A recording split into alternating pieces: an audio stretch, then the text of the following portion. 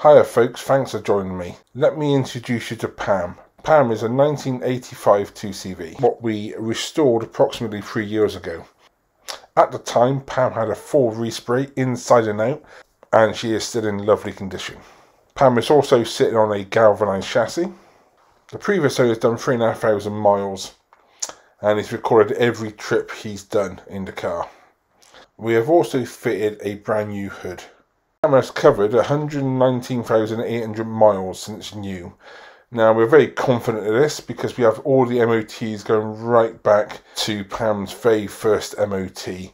You may think almost 120,000 miles is a lot of mileage, but Pam is 38 years old, so that works out just under 3,200 miles a year. Pam will also come with a new MOT. We'll also carry out a full service, a full cavity wax injection what prevents rust.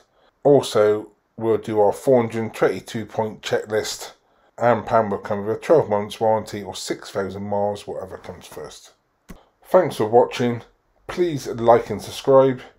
If you haven't already, please subscribe to our newsletter to keep up to date what we're doing, and also you'll receive our free ebook 2CV Buyer's Guide. For prices and availability on 2CVs we have for sale, please check out our website, link below.